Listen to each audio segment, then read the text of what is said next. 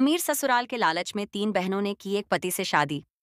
गांव की झोपड़ी में माँ अपने तीनों बेटियों के लिए परेशान है। पूनम पढ़ाई में तेज है, रजनी को खाना बनाना आता है और छाया सुंदरता में सबसे आगे है। माँ चाहती है कि किसी एक की शादी अच्छे घर में हो जाए ताकि बाकी की भी किस्मत बदल जाए। गांव में अफवाह फैलती है कि शहर से 1 करोड़पति लड़का अपनी दुल्हन ढूंढने आ रहा है। लड़कियों की लाइन लग जाती है खुद को सजाने संवारने में। रोहित गांव के मेले में आता है जहां तीनों बहनें उससे पहली बार मिलती हैं।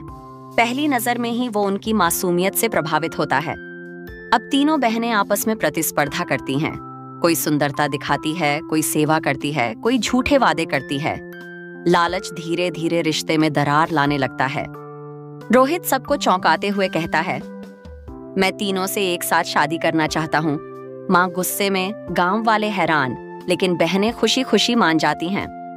शहर के 5 सितारा होटल में तीनों बहनों की एक ही मंडप में शादी होती है। सोशल मीडिया पर शादी की तस्वीरें वायरल हो जाती हैं। ससुराल में सब कुछ है, नौकर चाकर, स्विमिंग पूल, जिम, गाड़ियां, लेकिन बहनों में तनाव बढ़ने लगता है। अब हर कोई रोहित को सिर्फ अपना बनाना चाहती है। एक दिन रोहित का एक्सीडेंट हो जाता है और अस्पताल में सबको पता चलता है कि रोहित की असली संपत्ति उसके नाम नहीं, बल्कि उसके पिताजी के नाम है और वो खुद कर्ज में डूबा हुआ है। रोहित के पिता आते हैं और तीनों बहनों को ताने देते हैं। लालच में आकर तुमने अपने रिश्ते की इज्जत बेची। वो घर से निकालने की धमकी देते हैं। पहली बार तीनों बहनें बैठकर एक दूसरे से माफी मांगती हैं और महसूस करती हैं कि उनका आपसी प्यार लालच के नीचे दब गया था। अब वो मिलकर कुछ नया करने का फैसला करती हैं। तीनों बहनें गांव लौटकर 3 बहनों की रसोई नाम से ऑनलाइन फूड डिलीवरी का बिजनेस शुरू करती हैं।